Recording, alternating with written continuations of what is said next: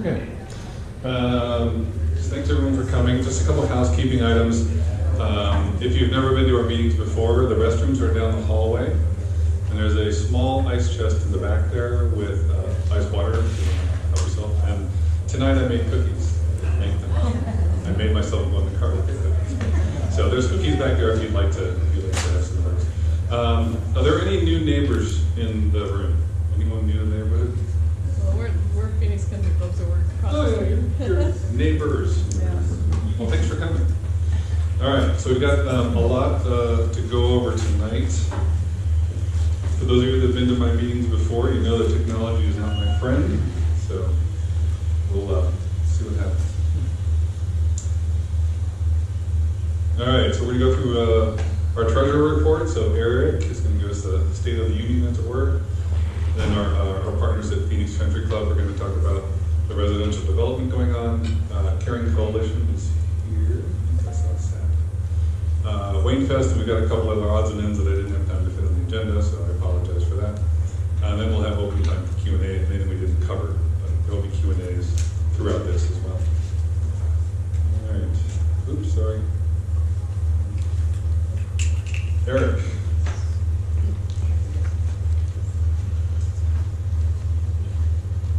Hi everyone, I'm Eric Pascal, your neighborhood treasurer. I'll just give a quick update on our finances as we ended the month of July. So we had $705 in revenue, and we had $4,666 in expenditures, which left us with $64,291 in the bank. There are pennies that go with that, but I'm not going to read them out. So if you have any questions about the financials or you want any more detail about how we spend our money, where it goes, please feel free to email me at treasurer@thecoronado.com. Thank you. All right, thanks, Eric. Yeah, fantastic. All right, next up is Country Club. This is the clicker. You can use my phone. No. Should I just do it? Yep, just tap on it.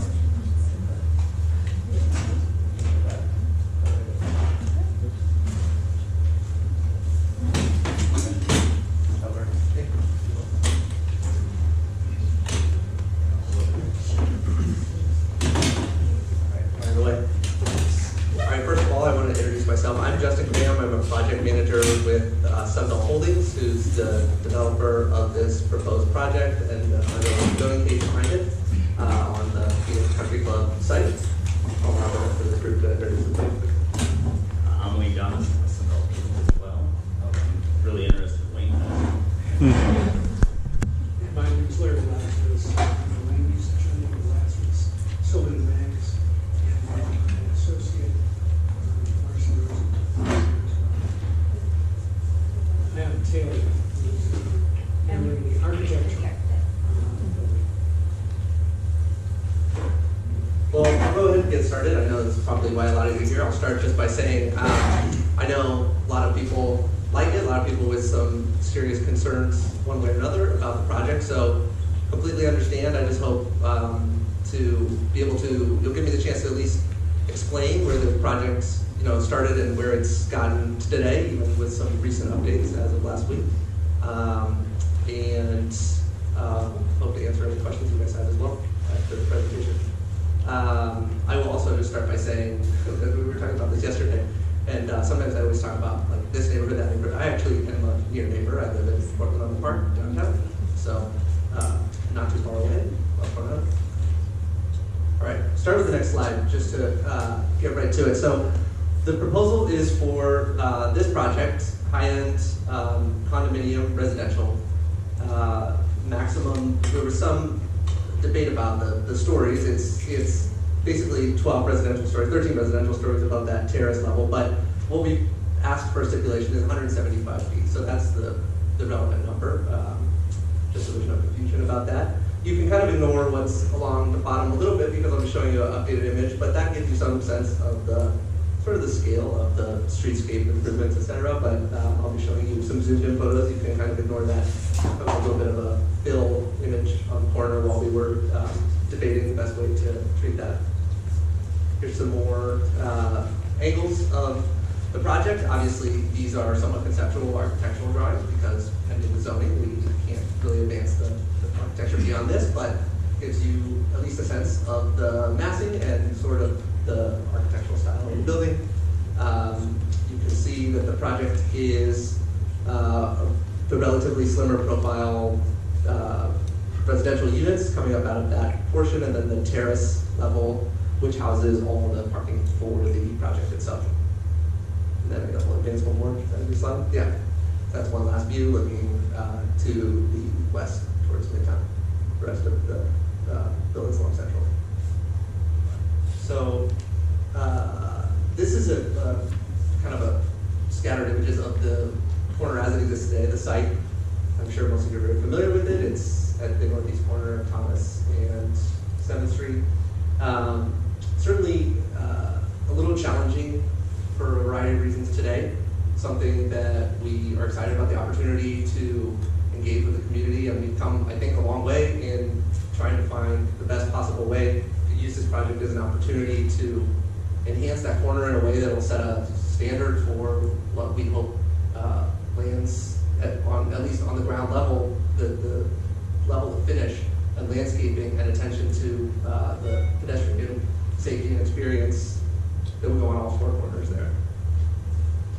So I'll skip to this. This is a most recent updated image of what we're proposing. The project does not, to be clear, include retail. We're constrained on this site because of parking, and the city will not allow us to create any new access into the site. So there's really nowhere that we could allow for additional opportunities for people to enter for a retail opportunity, but we've tried to take every opportunity we can to use the project to make this corner not only safer but much more visually appealing, and then to skin and create artistic elements along all of the corner and the elements facing the street.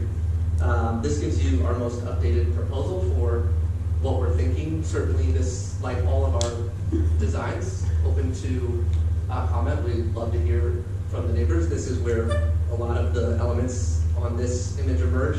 The bus station is shown there, obviously another one on the other side here. So the idea is to create a much safer experience, much more pleasant experience, but also something that works a little better from the city's perspective on efficiency. Those are seating elements you can see all along that little plaza on the corner, and as much shade coverage as we can create, including some pop-out elements that we could even add more of to the extent that people like them, if they're interesting. Those elements coming off over the corner to try and activate understanding that we are challenged here and can't put a true retail experience there. Trying to do whatever we can to make sure that this adds an amenity for the neighborhood in the corner in particular. This will be our neighborhood as well, and something we want to be proud of, and we were trying to be as sensitive and encouraging as we can to the pedestrian experience. And we'll show you some additional cutaways of the sidewalk to try and give you another sense of how it could accommodate other forms of transit, biking, etc. I know bikes really don't belong on the sidewalk, but this is an area that, as you're familiar with, is really challenging for bikes on the big arterial roads, so bikes do end up on the sidewalk. Certainly something we want to accommodate as much as we can. Here's a little more descriptive view of the palette we're working with here. Obviously, as I said, that's conceptual, like a lot of the renderings you're looking at. The big sort of takeaway items are relatively fixed, but a lot of the detail work open to suggestion from the neighbors.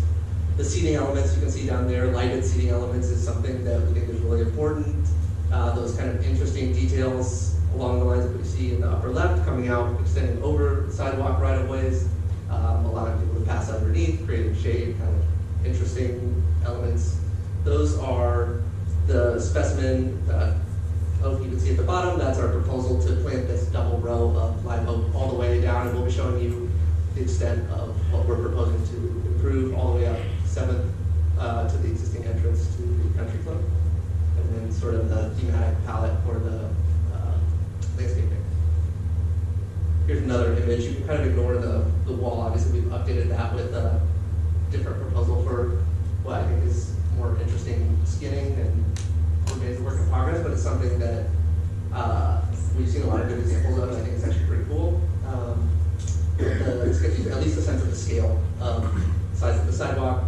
a little bigger than that, it'd be a 6-foot sidewalk, which is relatively large.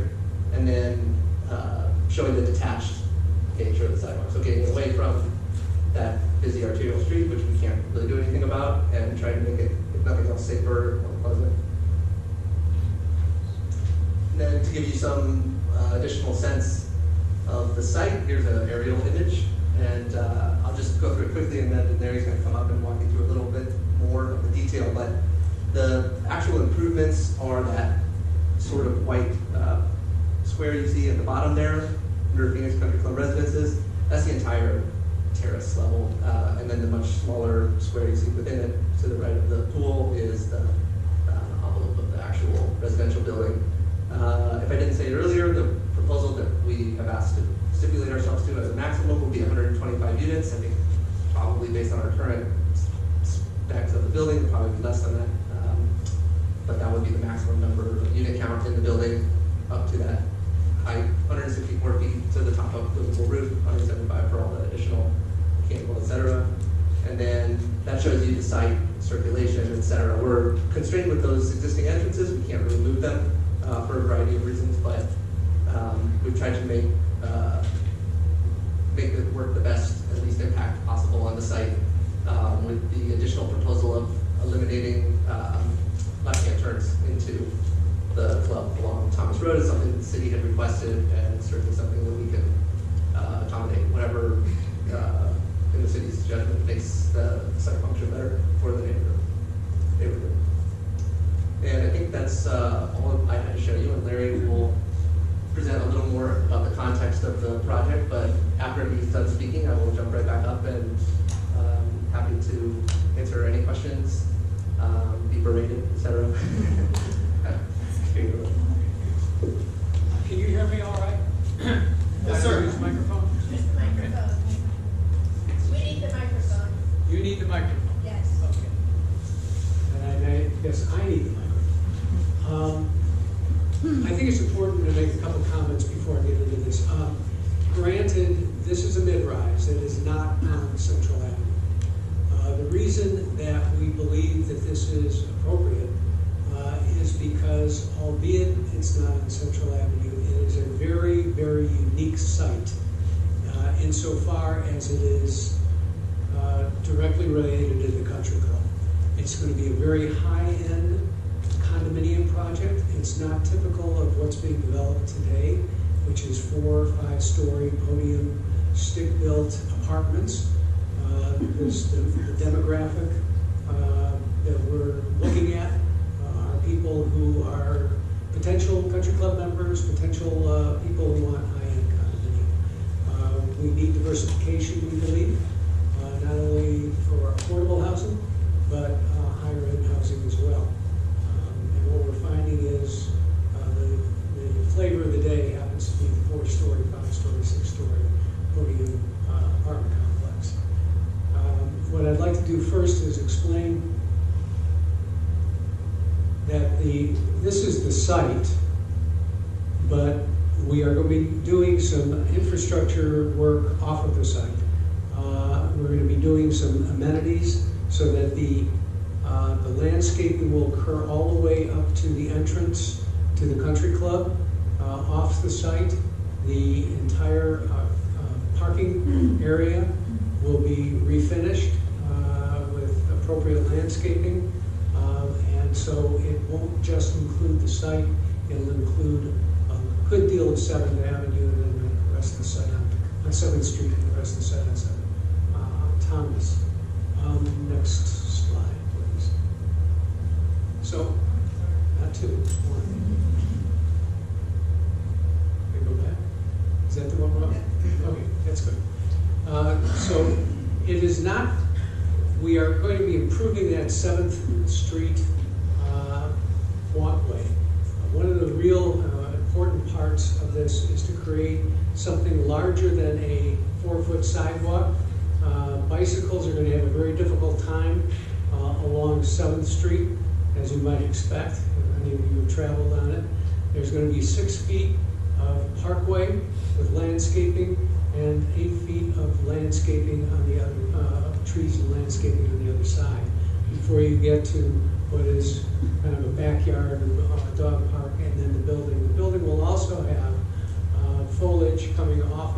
top of the parking garage.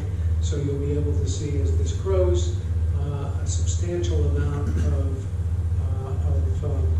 opportunity for a pedestrian way that is shaded, and it will be 75% shaded. So it does change the whole feeling all the way up and down 7th, at least all the way to the entrance to the country clubs, which I just showed you. Next slide, please. And this is the Thomas side,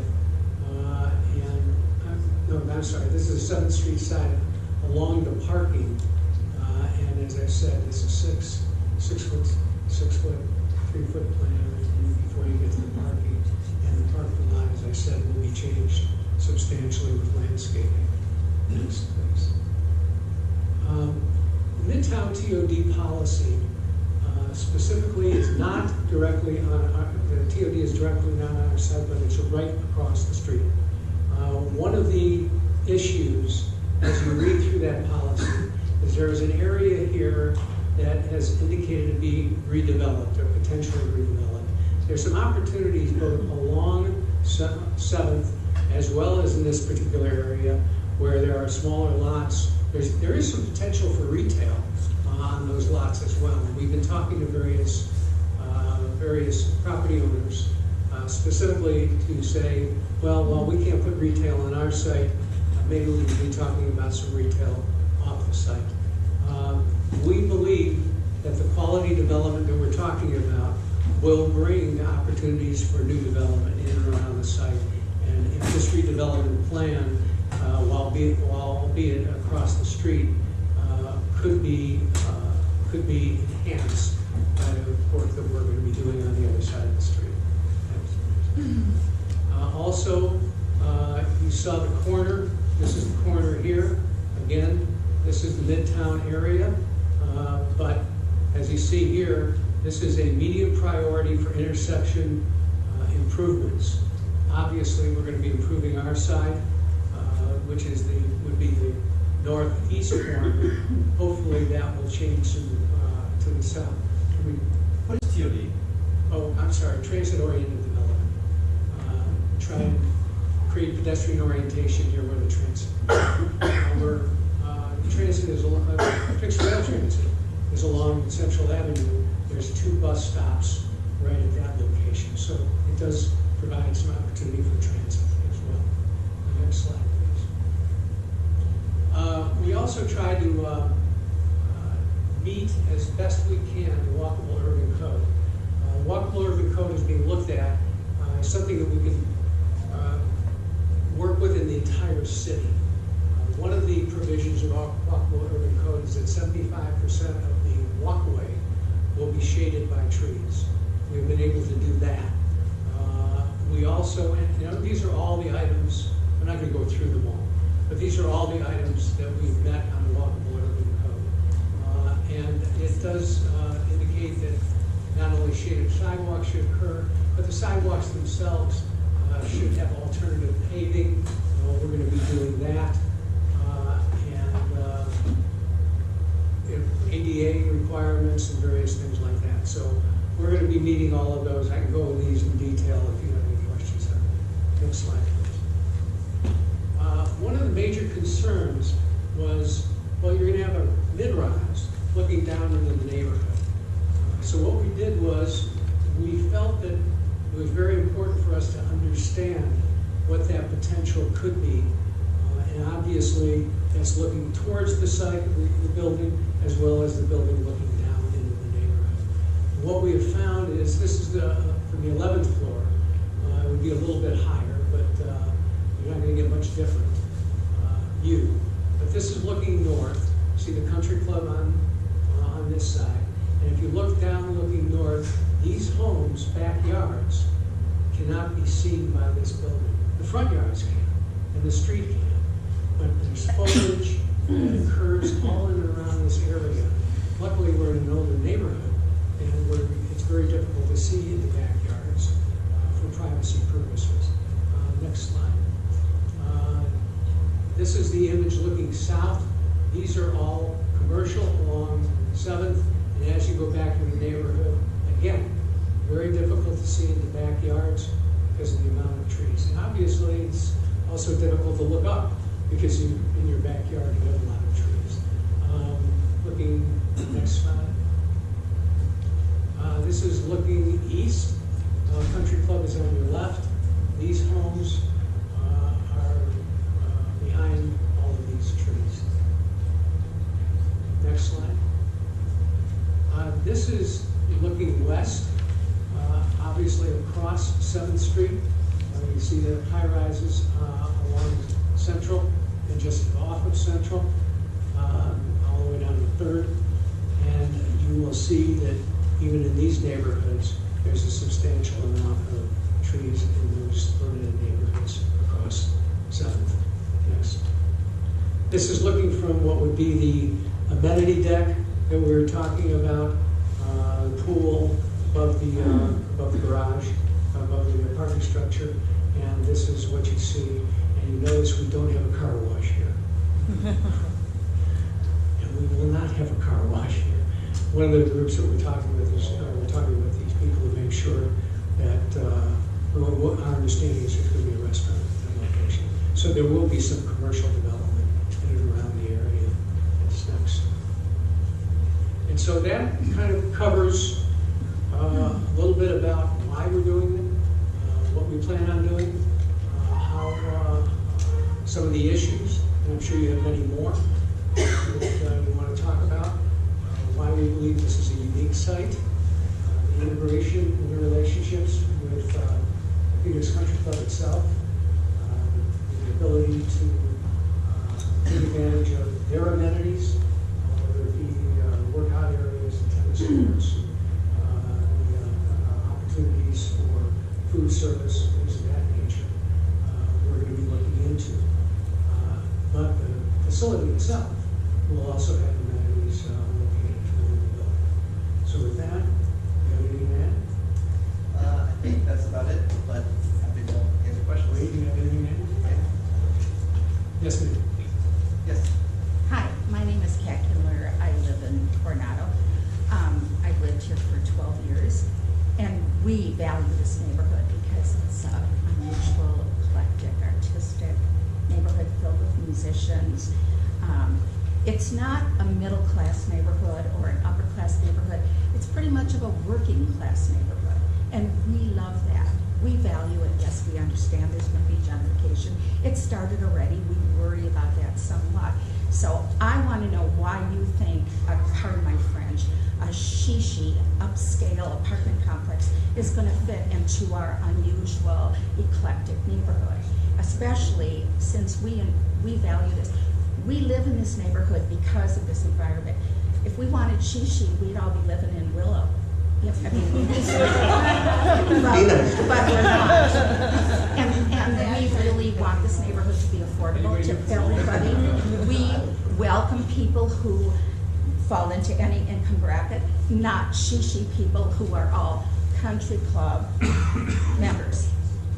I don't really know how I feel about this. I mean, the fact that you are putting such a huge focus on this upscale building, why do you think that would appeal to our neighborhood? I'm not sure, but maybe you can answer that. Sure, it's a fair point. I think that is one of the great things about Coronado among the many kind of great historic neighborhoods of Phoenix.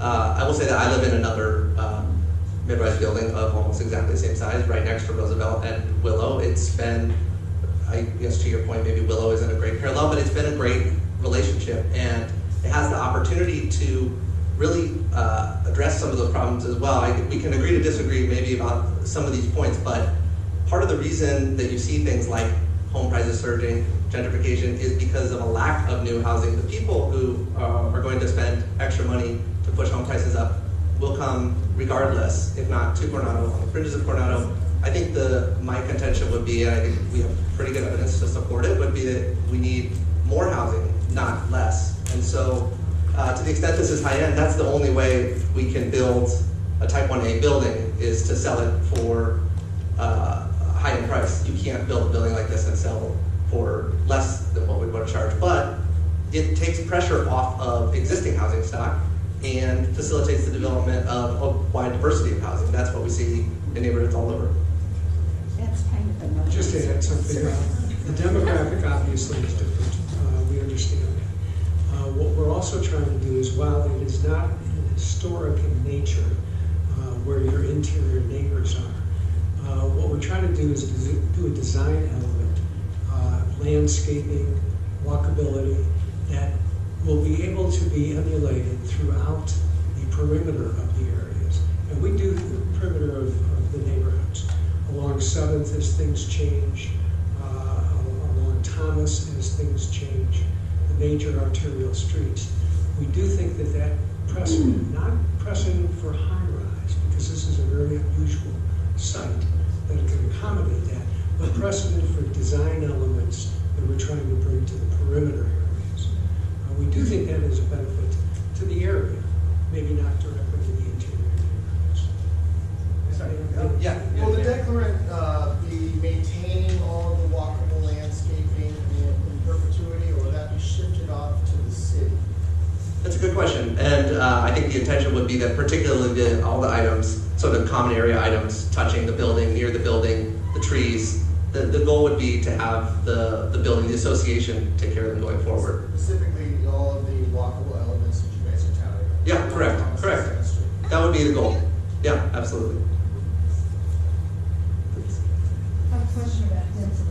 Yeah. I think, there have been an awful lot of apartment complexes built in the last 3 years that are, this is, how many units did you say?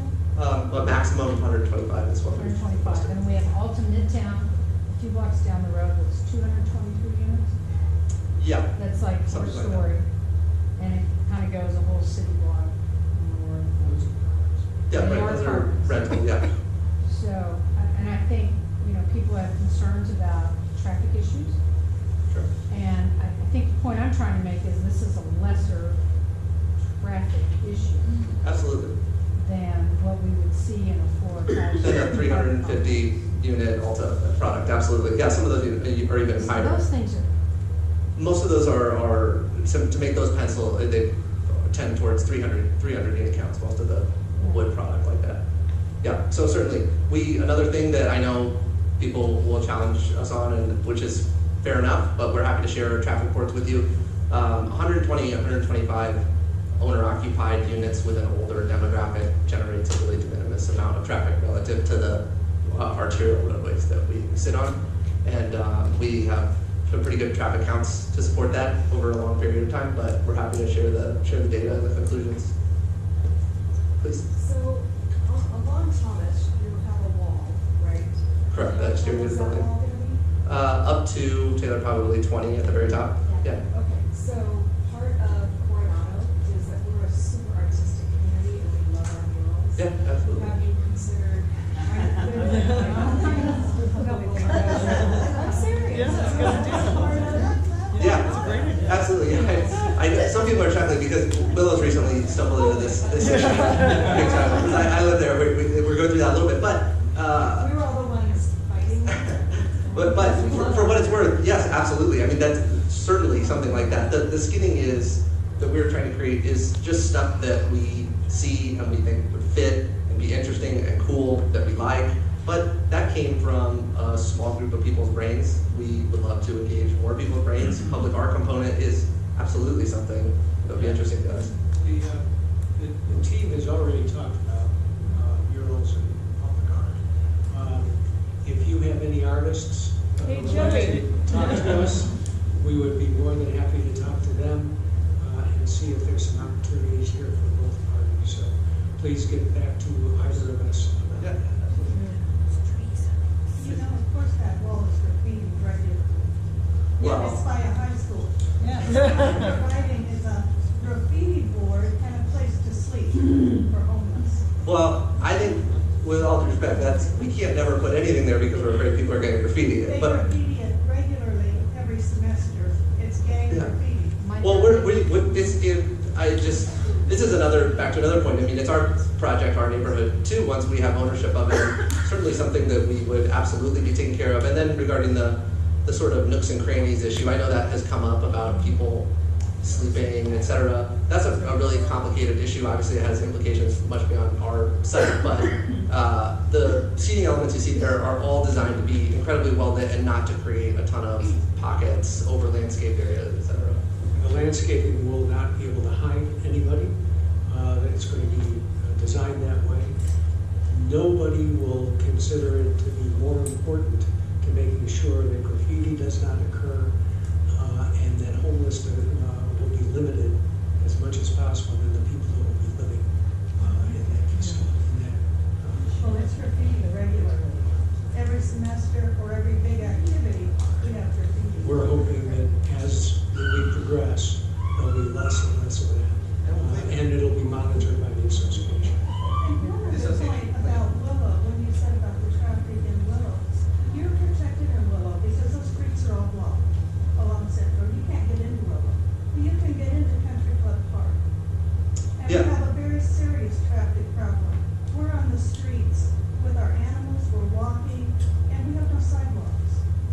Yeah, So it's absolutely. a very serious problem for us.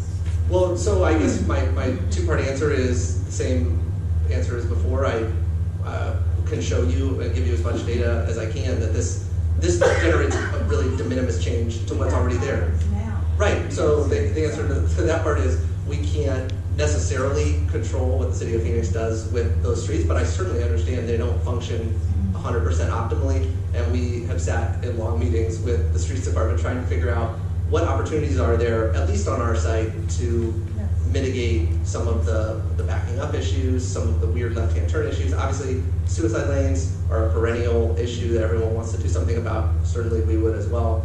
But to the extent we're able to influence that conversation on behalf of the neighborhood, absolutely. I don't know how you think that the ingress and egress of traffic will be minimal. If you're putting in 125 units or so, you're talking about an extra 200 cars, which ingress and egress at the best parts of the day, 8 a.m. to 5 p.m. You're talking about 400 ingress, egress, plus the 120 cars or so that are ingress and egress from the Phoenix Country Club, the staff, the people that go there to play golf, and do other activities too. I'd like you to go back a little bit on maybe the first picture of the aerials, Yeah. if you could. Keep on going. Sorry, keep on going. Yeah, I know. Right there.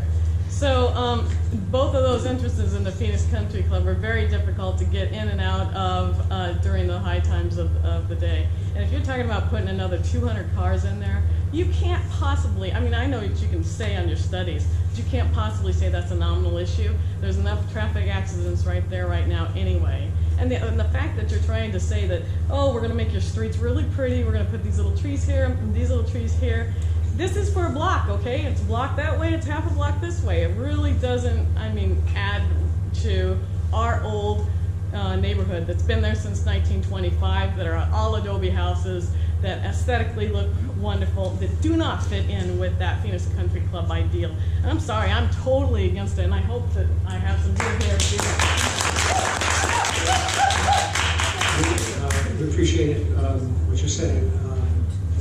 Please leave your name. We'll get you the data. We'll talk to you personally about the traffic data, and may not be able to convince you otherwise. No, you won't, because I'm the first house on North Country Club Drive. We want to share. explain something. Excuse me, 1 second, sir. We want to share the information. This gentleman's had his hand up for a while. This gentleman over here has had his hand up for a while. I'll come right back to you, I promise. Bill Lady and Scruggs brought up some points which made me think about what is the time period of construction and how are you on that footprint going to be working logistics? Where are the laborers going to go from? What are the hours of construction and how long will this be going on for? All good questions. Mostly the impacts there fall on the country club, and it's up to them during the period of construction. We are going to either stage it as much as we can on site on the disturbance area there, or what we've done on other projects is just a really robust regime of doing it off-site somewhere far away where there's no impact, and then just busing people. It's more expensive and it's cumbersome, but it's absolutely, if that's what we need to do to avoid disturbance in the neighborhood, but that's what we'll do. Oh, the construction period? Yeah, I was going to say 24, 22 months, something like that. When scientific studies are being done and supported, paid for by someone, and that someone will have into the design of the study. And then when you go to analyze the study, there's a bias of who's analyzing the study. And it takes a statistician to try to figure all that out, and you have to point out where the biases are coming from. And it just makes, some common sense has to fit in here somewhere. Yeah, agree to disagree about that. I think we know really well from our other projects that the traffic flow is counter-cyclical, goes against the traffic. So we got two little streets, one little one going out one way, one little one going the other way, and you're going to add 400 people. We brought in professional. And you paid them, so they're going to give you the study you want to have. They still have to stamp it with their stamp, and we have to present it to the city, and the city will do an independent analysis of it as well. As we go through Development Services Department, and as we go through the actual meeting of the requirements of how we go in, ingress and egress, we will meet with city transportation. They have to verify our numbers. So there is some objectivity to it, sir. We'll come right back to you then. Question here? Okay, I have a couple of questions / comments. Yeah.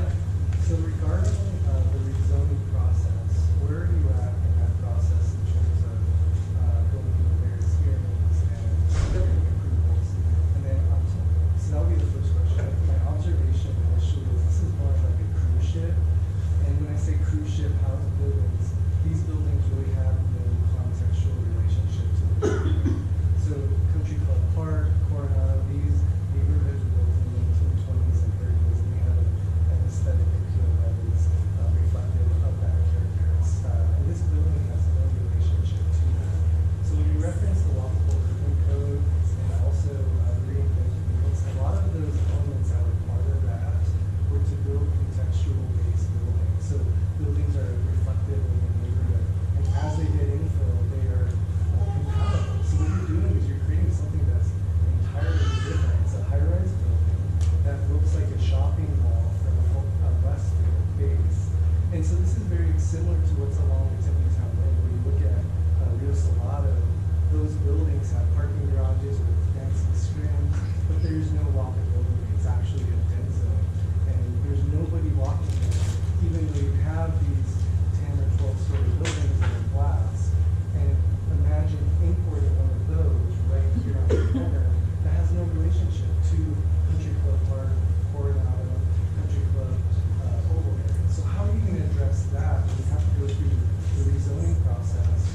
And just today, the city released that they are stipulating to 60 feet. They don't recommend this project.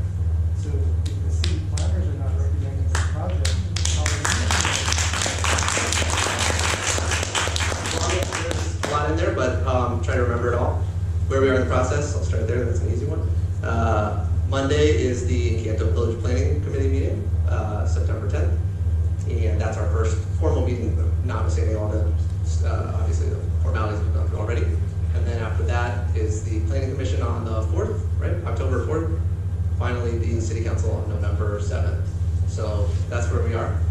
Regarding your other questions, absolutely, in a number of other contexts, would agree with you in the big picture. I would just respectfully disagree that something like Marina Heights and the State Farm buildings are, orders of magnitude bigger than this. And the idea of the walkability and the human scale is that this is a relatively, the disturbance area is relatively small and is necessary to create the vitality to lead to the revitalization of those other corners.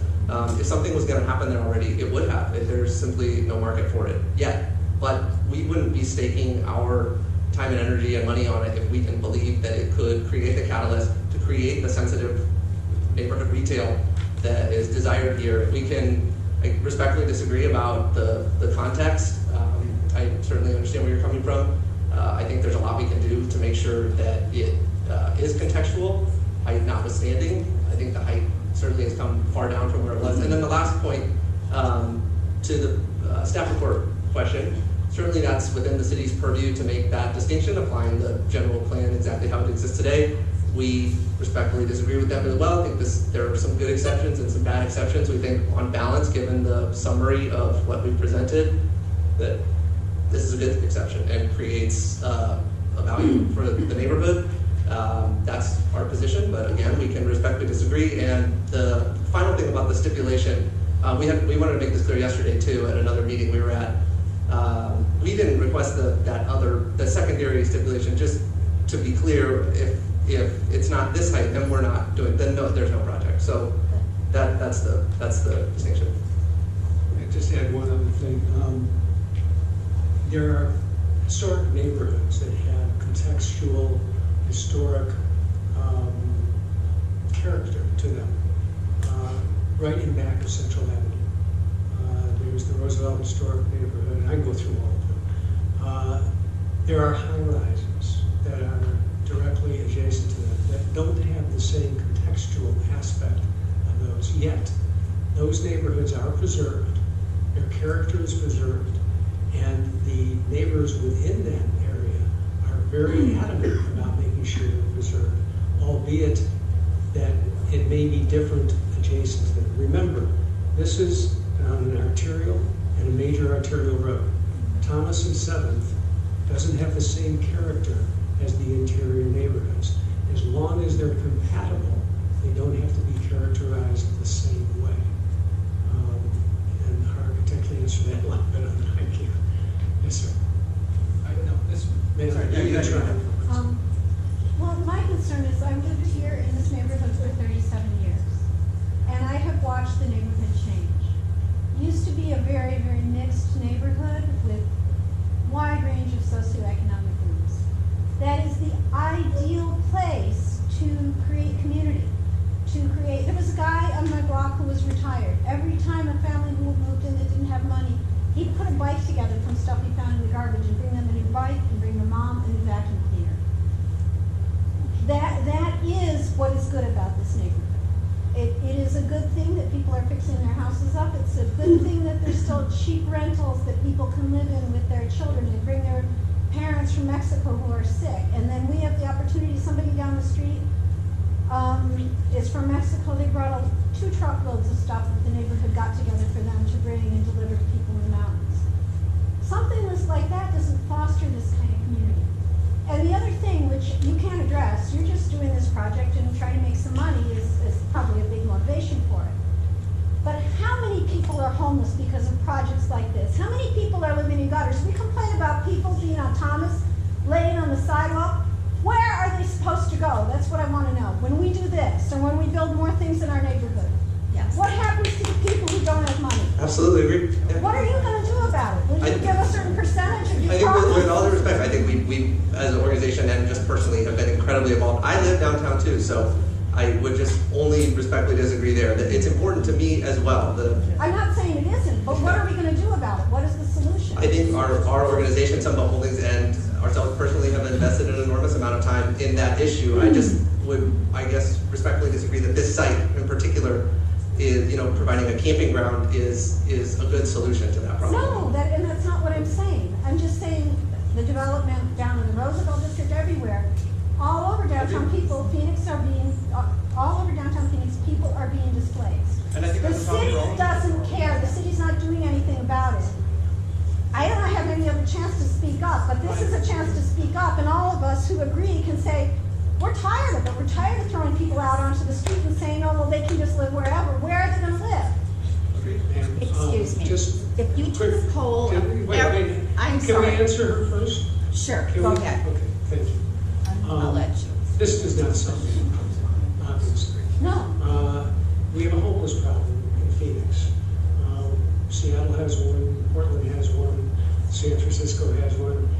There's some huge issues that we have to deal with in our major cities. There's an organization called Phoenix Community Alliance. It's a downtown business and community organization. They have a special committee that is now meeting, as a matter of fact, is meeting tomorrow, to start to talk about homeless issues, how to deal with homeless issues, how to deal with affordable housing, because that is the way to go about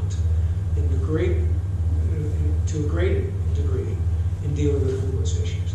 Granted, this does not solve that. It's an important issue, it's a separate issue, and I think we all need to work towards development. I know we both are working in that area. This does not solve that problem, nor does it exacerbate it. Yes, sir? In the design that you've got here, have you taken any steps to mitigate nighttime impacts like lighting, et cetera, like that? Are there going to be restrictions on some sort of weird billboard advertising later on in the other 3 lights that we see go up around town? Of is well outside that Legends signage district, so no LEDs, no billboards, nothing like that.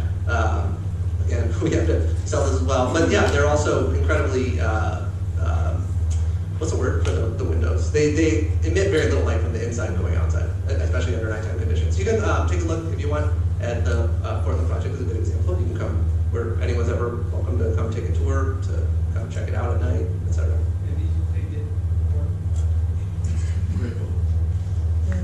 I've got something quick. Yes. I'm not necessarily opposed to this project. I'm excited about having some more plantings and separation along the sidewalk of the street. My question is, Phoenix Country Club owns a big part of that, owns all of that parking lot. They own all of it today, yeah. Why is it that you guys aren't extending the sidewalk and pedestrian improvements all the way to the edge of the parking lot? Over here. Yeah, to the north and to the east. There was originally a proposal to do that. The short answer is that they couldn't live with us disturbing their entire parking area for a period that long, and without doing some really substantial site work and disturbing all of their parking for an extended period, we're not able to make substantial improvements along the street and city's right of way there. Able to phase it? Certainly something we can work with the club on. I know everyone is eager to get them to. It's something that I can't speak for the club entirely about this, but I know it's something they have a desire to do, they're unable to do today. So yeah, it is certainly something potentially we could investigate. Yeah, please.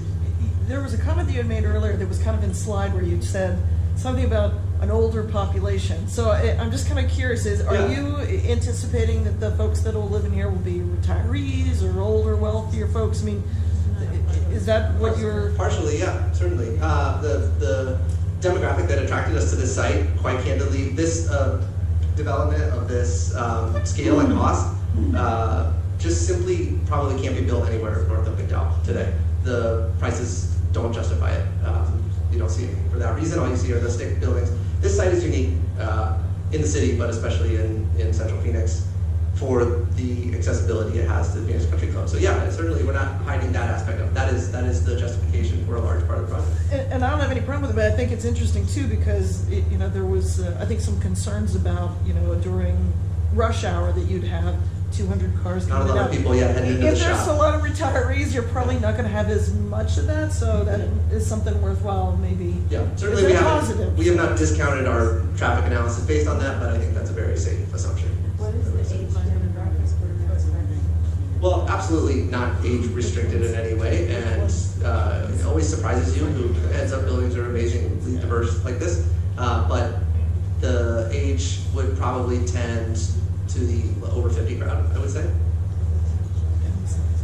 There will travel be that length of road during a few times a week during that rush hour. Yeah. And from 12th Street and Thomas, this is my biggest concern. Yeah. From 12th Street and Thomas at that light where we come out of our neighborhood and go all the way down Thomas West to about 3rd Street, it is backed up really bad. Yeah. And it takes, on a good day, 5 minutes. But on a bad, like 5 o'clock, or even before that. I'm trying to get to yoga. 4 o'clock. So it's not a Zen moment for you. No, I'm not saying it's not, but it's like, it's stressful because I'm trying to get to yoga and it's like, I'm all stressed out because it takes 10 minutes to get there. And it's like 2 miles away. So that's my hugest concern.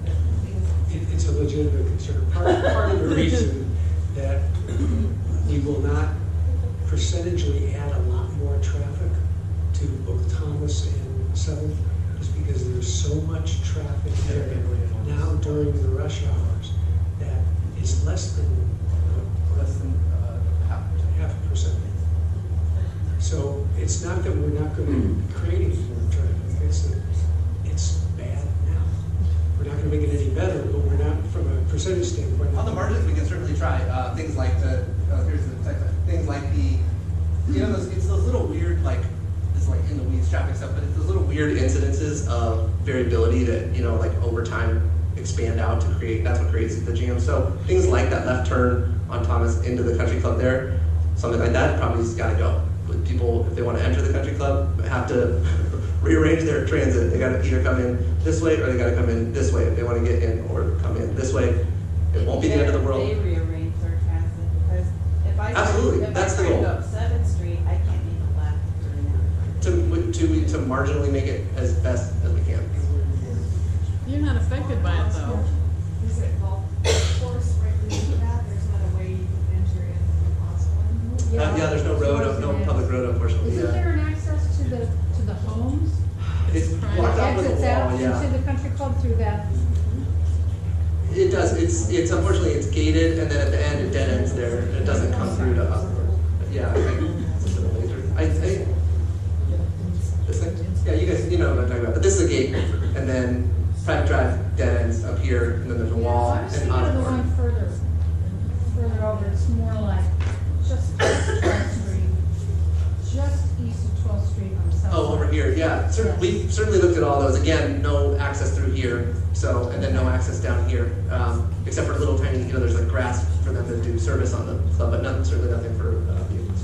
We have 2 more questions, we do have other things to get to, so. Yeah, absolutely. Who, how many are from? We'll take you guys in the back, is that okay? Yeah.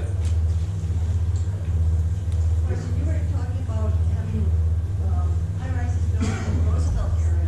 Well, the Roosevelt area, that used to be a kind of a lower-income, declining community, and then the artists come along, they fix it up, then they start putting high-rises in there. Now it's getting to the point, there's more and more of them, and the people who had the neighborhood turn around can't afford to stay there anymore. I think Roosevelt's a good example of how more housing earlier could have saved destroying a lot of the housing that was there. That's not a best case scenario. I completely agree with it. I live right up Roosevelt. I love that neighborhood, and on certain elements of how it's changed, I kind of bum me out. I agree with you, but I think we have an opportunity with projects like this to preserve the core historic neighborhoods, because this is not on existing housing stock. That's kind of what the opposite of what happened to Roosevelt. There was such pent-up demand there because so little was built for so long that when that market popped, it leveled without protection a lot of the stuff that was there. And so certainly not an ideal scenario, and to be avoided here, absolutely. This lady has a question. Afford it anymore. Because the low-income housing was gone, and now we have all these people that, where do they go? Yep. This will be our last question. Okay, last question. I don't really have a question necessarily. I just thought that it might be nice to hear from all different types of people in our community, and I wanted to say thank you for considering to invest a lot of money in our community. I hope that I'm mainly concerned about the street level and hope to see some good things happen on the street level, but I see the upside of this too. I don't think it's your job to fix the homeless problem throughout Phoenix. I think that this would be a good thing for the neighborhood, and I wanted to say that I think it's important to hear from all sides. That's about it.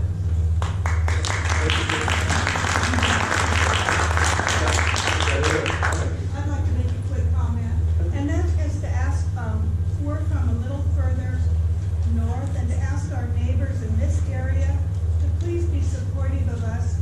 We're gonna be so negatively impacted by this. And if you had an issue here, we would be here to support you. If you had something that was going to negatively impact you, we would have your back. We just want you to know, I know there's people that are against this project. I know there are people that are in favor of the project. We will be available to answer any questions, any comments that you have. We're going to leave our cards. We know that Mr. Warnicki is going to want to talk about why he doesn't like this project. We're not here to debate. We're here to answer questions, but we're more than happy to consider continued dialogue as we go through this process. Thank you. Thank you guys. I appreciate the time.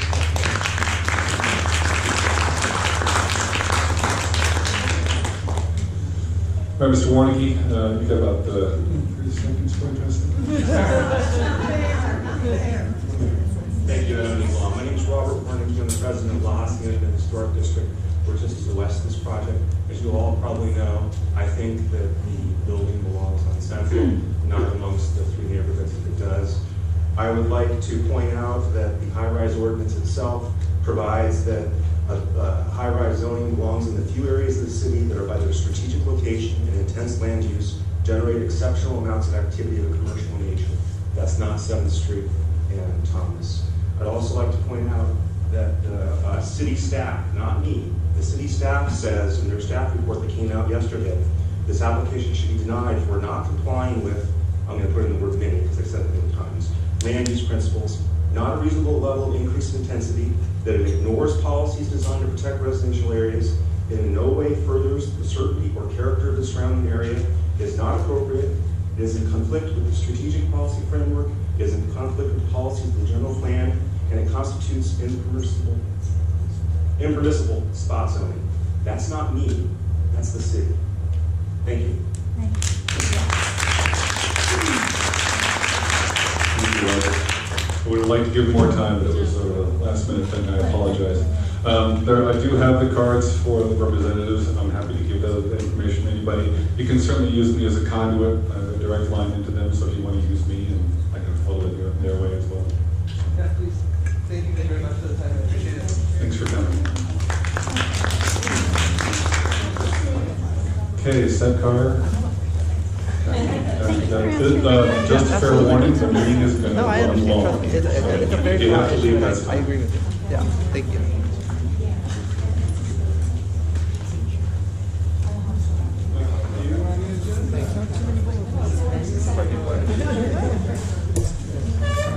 No, she says 2 seconds, but it's like 10 minutes. Hi, I'm Stop Car, don't leave. I'm here to talk about the food bank that's going to be established at North High. I'm helping to promote it, helping to collect stuff for it. Everybody stay a couple minutes. It's going to be a great project. It's a very sustainable project. The careers classroom at North High School is going to, they're leaving anyway. Can you change the slide? The careers classroom is using this as a way to teach business to kids. So they're learning adult survival to be able to take care of themselves as adults. The standards for the program are self-discovery and team building, communication, workplace and ethics, cultural awareness, leadership and innovation, problem solving, and money management. So what I'm proposing is that everybody in the neighborhood get together. We want to raise 600 pounds of food for this project by the middle of October. As you understand, there's 2,600 kids who go to school at North High School. The demographics of many of them is lower economic. The social worker gets requests every week for families that need food boxes. This is a way that we can directly serve the community here and surrounding us. So the way it'll work is the social worker will tell the careers teacher how many people she needs a box for, and then, or boxes of food for, and those career kids will get it together and she'll pick it up. The families who need the assistance will stay, maintain their dignity and stay invisible to the student population that's helping.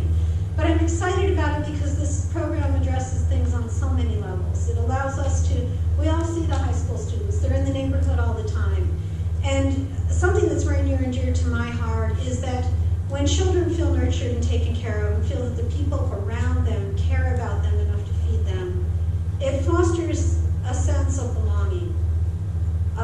Gang violence, other things are caused by that alienation, that having too much of a, what would you say, a spread, like between the people that they're around are very wealthy and then they're very poor, and there isn't that community spirit. So this is an opportunity to kind of create a balance in society and to create a future for kids who maybe wouldn't have one.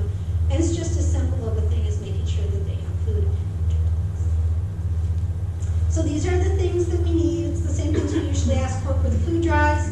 Salem at the Sunshine Market has very graciously extended himself to accept donations again.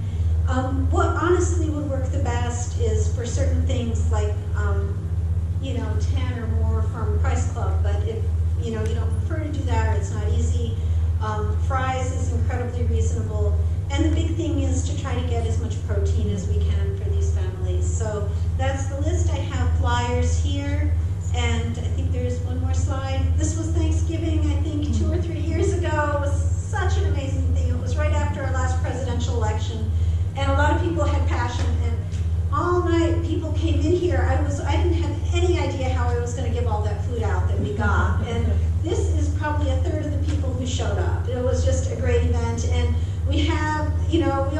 the opportunity here to create that kind of rising of spirit, that kind of community, and that kind of giving that nothing else on the planet, human to human, creates. So thank you.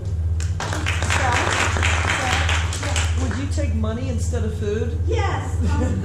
Yes. Chelsea is going to set up for McDowell Market. Oh, also she's accepting donations there, and she's going to set up a thing where people can, just send her money for what they want to get. But she's going to make a recurring donation button for the food drive, and also on my website there's a donation button. And if you had an idea about how much a food box costs, that probably isn't a bad thing if it was like $20 fills a food box or $30 fills a food box, because that might give people like us that I think we just have like old soup and stuff in our house, we can just give you cash. Yeah. Okay.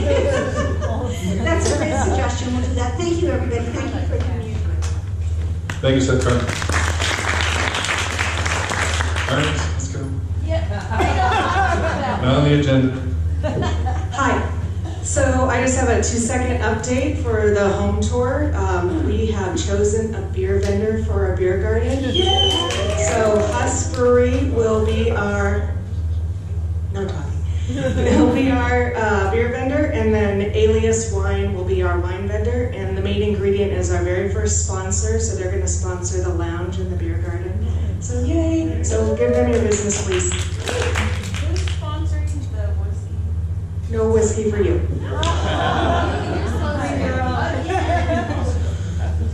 Okay, you want to come up real quick? Yeah. Sorry, I didn't put you on the agenda. Too many things. I'll try not to take up a ton of your time. Hi everyone, my name is Katie Gibson McLean, and I'm running for, I want to stand over here, school board for Phoenix Union High School District. I'm really excited to be here tonight actually because my mom grew up in Coronado.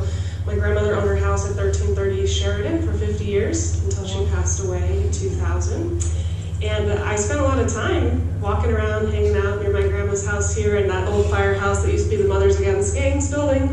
I helped paint a mural on that's since been painted over, but anyway.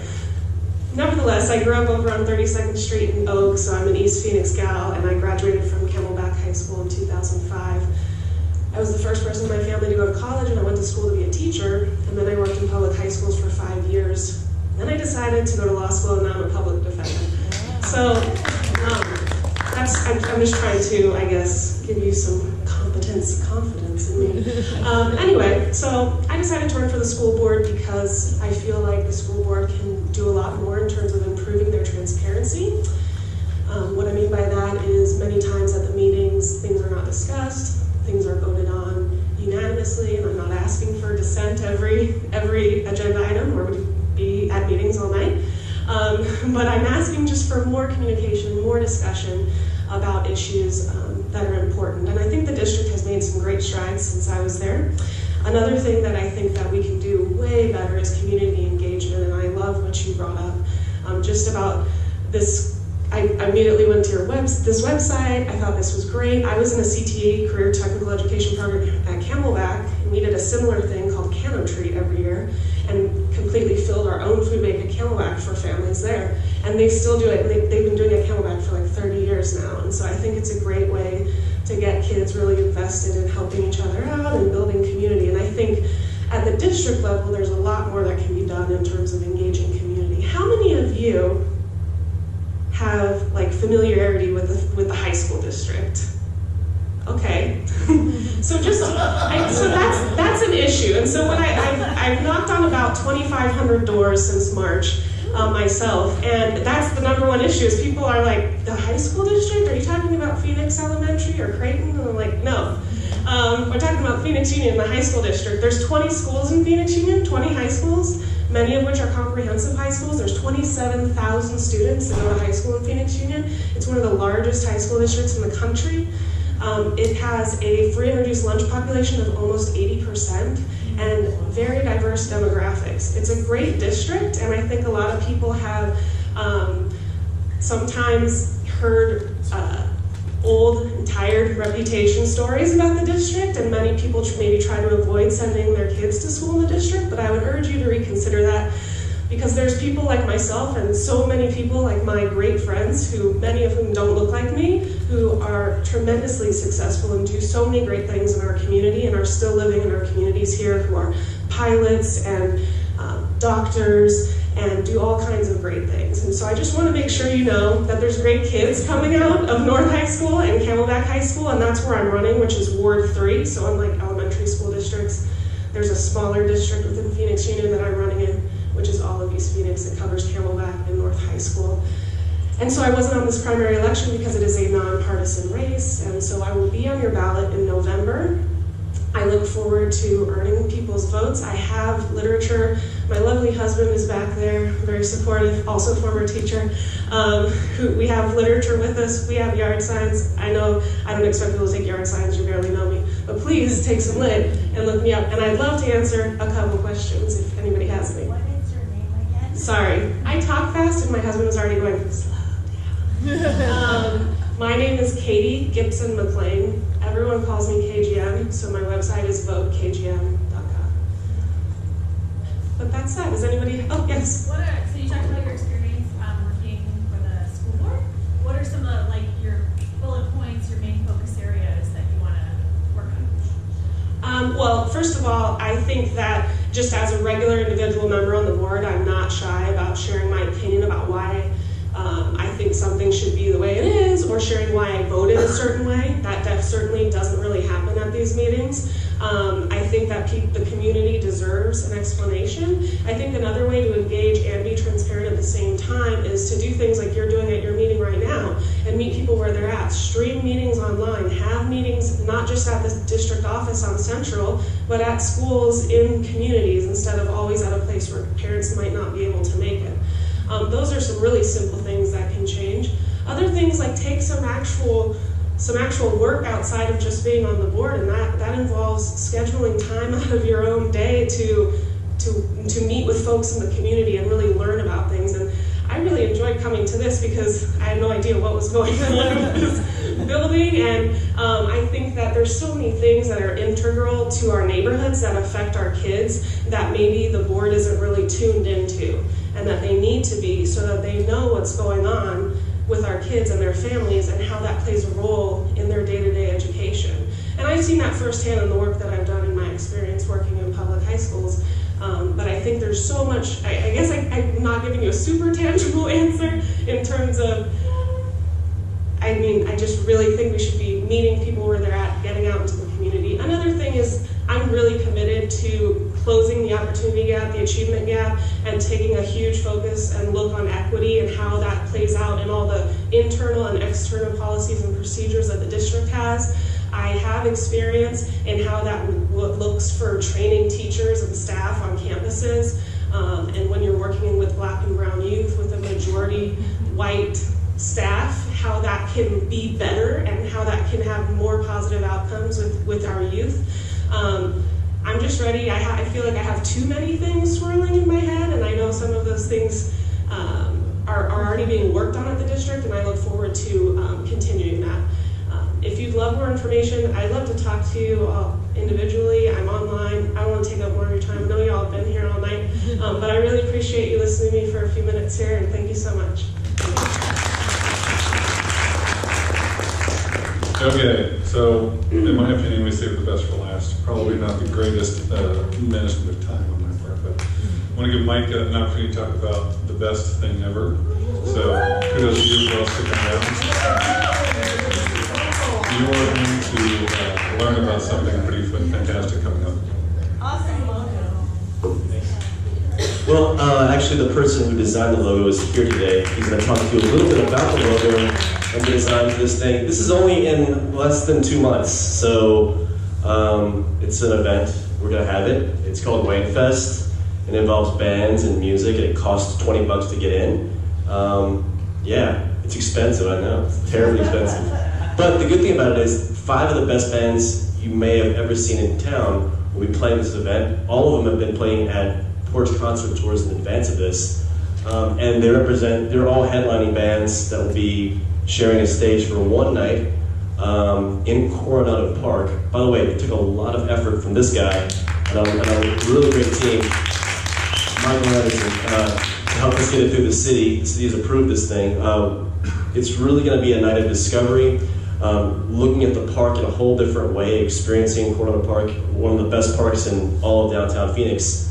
It'll be on display. It'll let people really discover a new way, a new use of the park. It's the first of its kind ever in Coronado Park. As we went through the process, having a music festival in a downtown park is not a common thing, and our neighborhood put one together. So 5 bands, some of the best bands in town, are going to be playing at this event. And not only that, 5 really great local restaurants, including Welcome Diner, Gallo Blanco, Bry, 2 others too. Can't think of them right now. But we'll get back to that. So the interesting thing about, for your ticket price, what you'll get for that is actually, you'll get to sample these restaurants. There won't be any food vendors. You won't have to buy any food. There'll be food given away to you as part of your entrance fee. So you get to sample and discover a bunch of new restaurants. There will be a beer garden inside as well. It will be 4 Peaks. John Schmidt has helped us to that vendor to bring there. So it'll be a great night of excellent design, great music, great food. You'll discover a lot of really neat things about your neighborhood, your park, and the people that are here. And also, you may be wondering why it's called Wayne Fest. Anybody know why it's called Wayne Fest? Yeah. Yeah.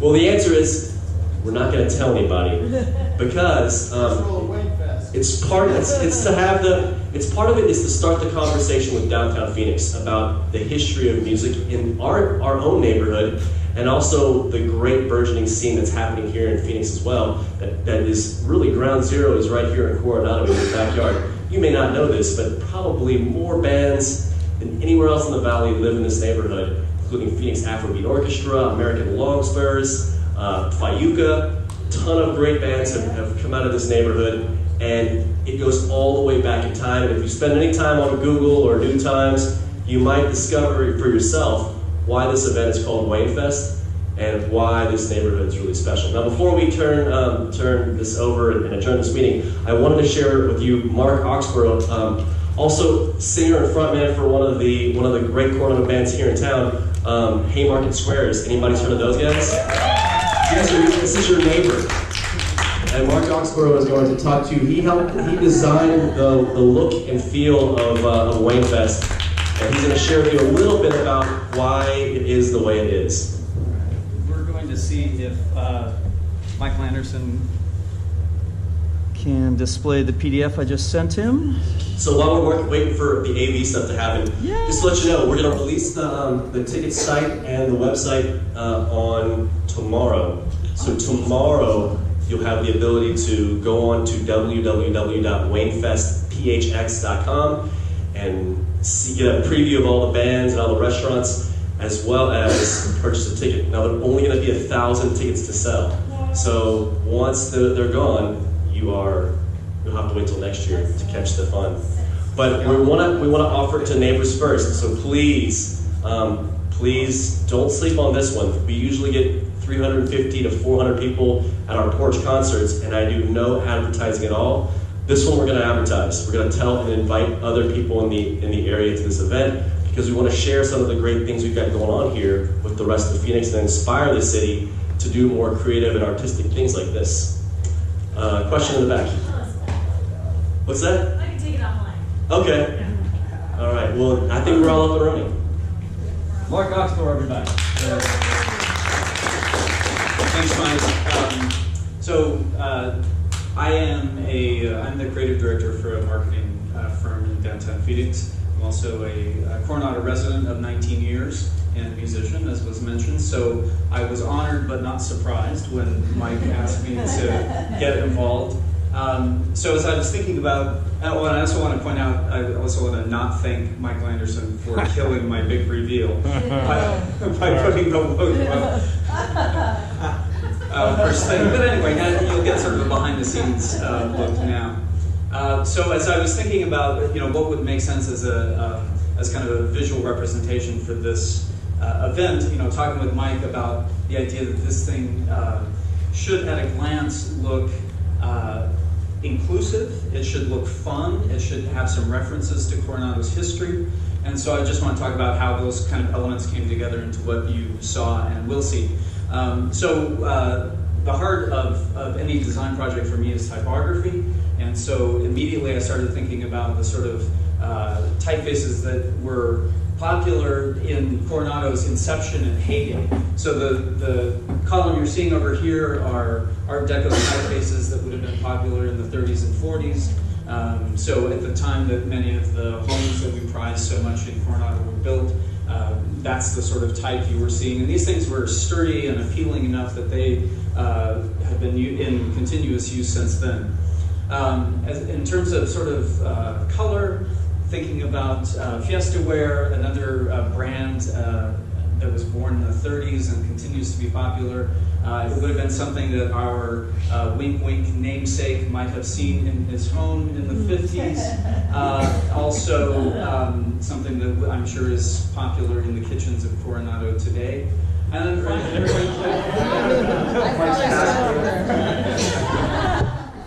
so now, pretend you didn't see the initial slide. So now we do the big reveal, and so you can see the sort of the pointy A and the low-waisted E and the kind of double V, W, and the sort of things that are characteristic of Art Deco.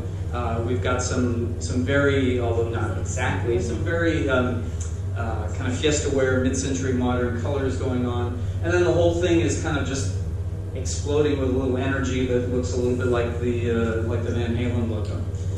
And it's kind of purposely a little off-kilter, so there's stuff going in lots of different, exactly, to kind of reflect both the event itself, where there's going to be a lot going on and a lot of, hopefully a ton of different kinds of people coming together for discovery, as Mike pointed out, but also, yeah, reflecting just the diversity and the crazy energy of the neighborhood.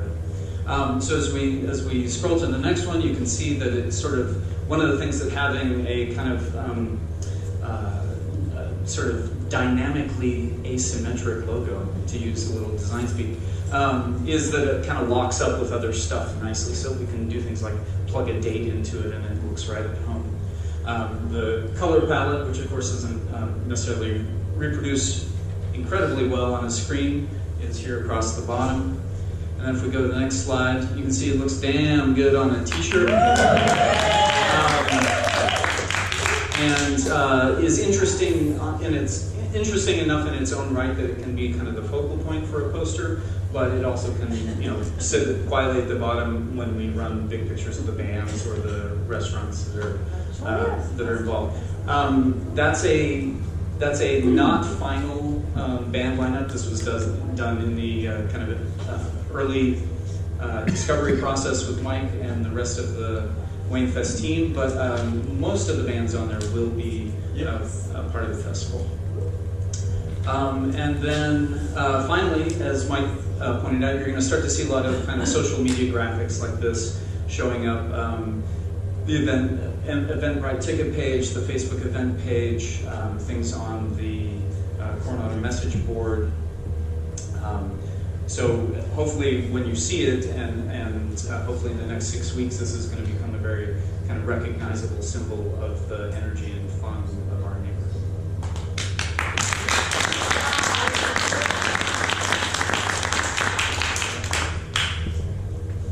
Any final thoughts, Mike, on Wayne Fest? Yeah, well, I really hope to see all you neighbors there. I think this really came out of the fact that we started doing porch concerts here 4 years ago, and the energy around the porch concerts have built so much and so big, and we're beginning to outgrow that format. Not that it's gone, but we needed to have another way to invite other people in other neighborhoods of downtown Phoenix to see what we're doing. We can't keep it all to ourselves. We're going to share the love with other people in other neighborhoods, and really be a leader in downtown Phoenix for for the great artwork, for the great design, for the great architecture, and food, absolute food, beer, all these things. We have such a bounty of creativity in this neighborhood that it's our responsibility to share that with the rest of the city. And this is the first year, so I'm sure we'll do a lot of things wrong and probably make a lot of you guys unhappy with our choices. But I promise you, it's going to be it's year one. It'll be special. You'll always remember it, but it's going to get better in year 2, 3, 4, and 5. This is part of our cultural history, and it's one that we're going to preserve and grow and share with the rest of the city. Any questions? Yes, ma'am.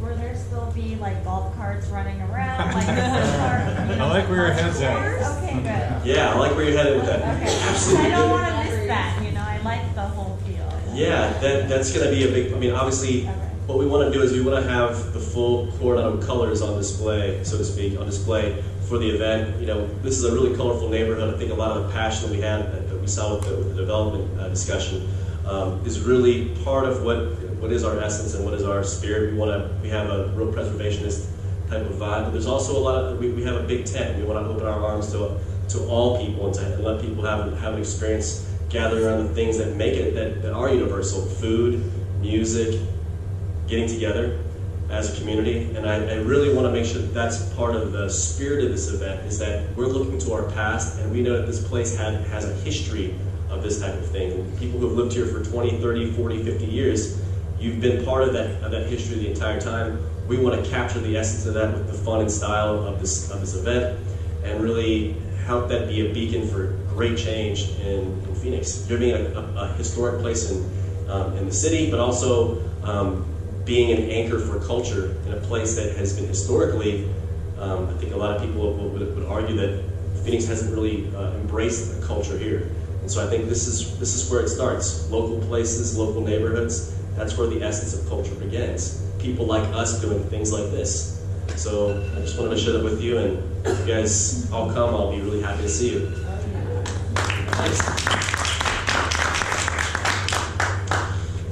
I can't overstate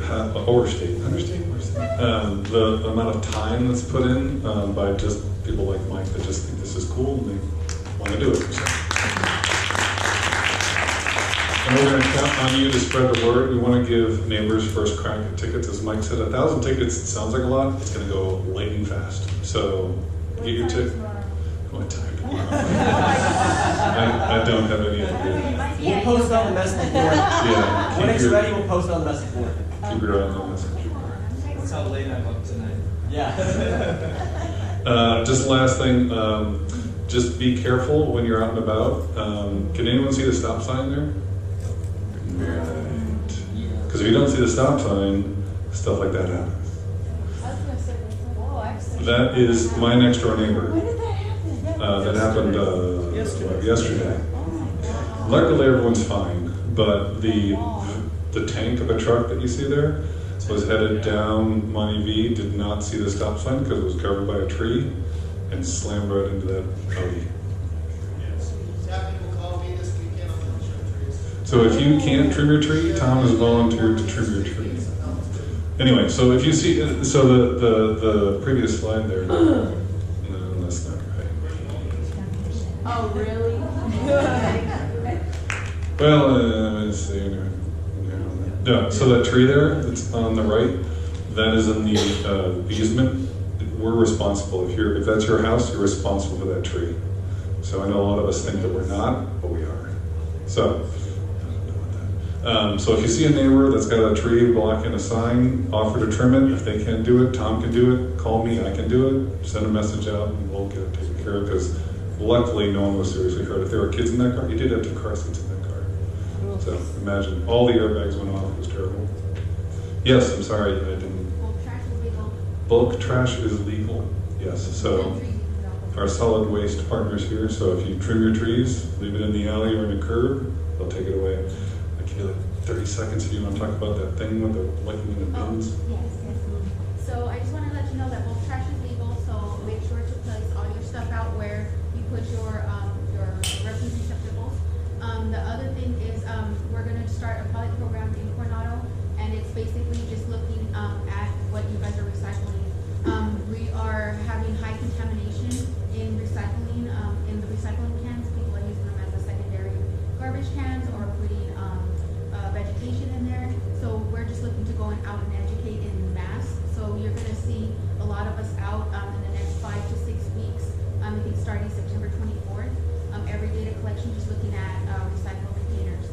need a recycle container, and we see that it's damaged, we will just put a tag on there letting you know that we will come in and replace it, or we will, have somebody come and, make sure you have a good can.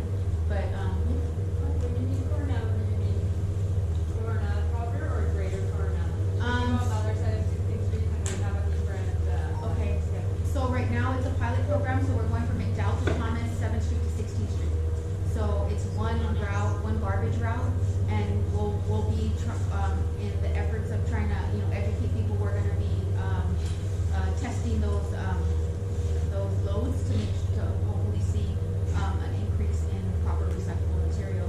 I will leave some recyclable, information in the back. I have no dumping signs in the back as well. And then you also see on every one of your, blue trash cans, you're gonna see either an oops tag or a shine on tag. If you see a shine on tag, that means you're doing a great job. You're less than 50% contaminated. If you see an oops tag, it'll tell you exactly what is contaminated, and we will service it one time, and then thereafter it'll be your responsibility to take out all the stuff that's not that are not recyclable, and then put it back out, and then we'll collect it. I'm sorry, what is the duration of that program? We believe we're going to start September 24th, and it's for 5 weeks. And then at the 6th week, if there's any ongoing issues, we will make contacts directly with the residents, letting them know that, there is an ongoing issue with the recycle. But hopefully, I think I'm in this area all the time. I am your specialist, so I do see a lot of your cans, and they are really good. So I don't think that this area has a huge problem, but we can educate, we'll try to educate everybody we can. You have a list of things that not to put in there, because I have people who stay with me. Yes, so I will place I do have education, so I will be placing it all in the back so you guys can grab a hold of, but you'll see something like this, and it's the top 10 in the bin, so it's things that you can put in the bin. There's a top 10. So I'll leave this for you guys, and then also some recyclable information, and this is basically what you cannot put in the bin. Because these are things that will tell you that you cannot put in there. But let me see. Do you have that digitally so we could put it on our discussion board? Because I can scan it to you, and I'm just thinking posting those on the board would be.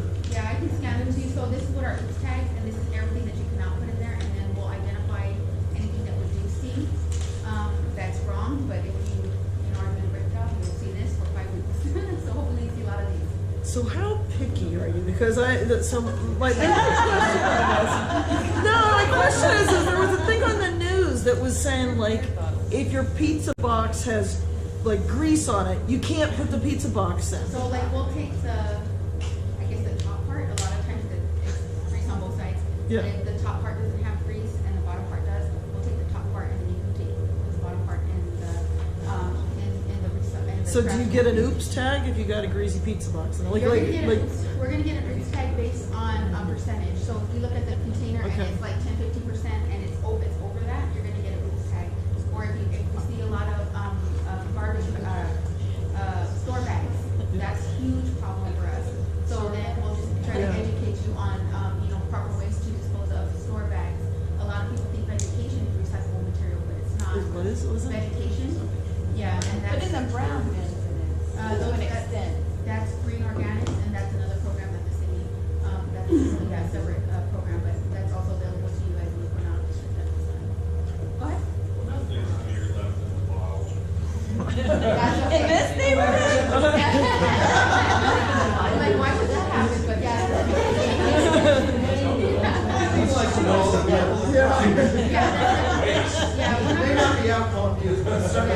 We're not gonna get you guys for not washing out containers or anything. Just as long as it's the right type of material, we're happy. So it's the biggest things that people put in there are what are they called? Peanuts, styrofoam, and plastic bags. You can put hard plastic, but not soft plastic. So if you guys get 24 cases of water, you can't put that plastic inside the recycle. That's not recyclable because it's soft. So anything that's hard that you can't really bend, that's recyclable. So that's our biggest issue. I think I misunderstood you. If you get a 24 piece of water, you can't put those water bottles Yeah. So, because it's soft material, it's just like a plastic bag. You can't recycle that, but you can recycle water bottles. What a waxy tree cup. Do you have a flyer on recyclable materials? Yeah, so I'm gonna leave these in the back and. Thank you. Yeah, have pictures. There is a tour of the facility for recycling and trash, and I will share the next one. I went on it, it was so cool, and I learned so much, so. And I give those yeah. classes, so if you need them, just let us know. That's super helpful. I've seen in the media, not just here, but other parts of the country also, where recyclable materials such as plastics are contaminated with everything, food, and so on and so forth. And the municipalities and even some of the commercial trash companies are having a hard time selling it. China used to be the big buyer. So, Now they're and this is exactly why we're doing what we're doing, is because a lot of the stuff that we used to be able to sell, we cannot, because they're getting, overseas are getting very picky on the type of material they're accepting. So, you know, if there's residue from, you know, a can of corn or something, we're not gonna dig for it, but if it's a whole, you know, if it's full, then we might say something. But other than that, and then it has to be all the cans, not just one can, because again, it's based on percentage, not just on, you know, one thing. We're not gonna rummage through the whole container. We're just gonna kind of look at the lid. We're gonna staple a oops or a shine on, and then go about our way. All right. Thank you so much. I really appreciate it. Thanks everybody for sticking around. It was a long meeting. See you in October.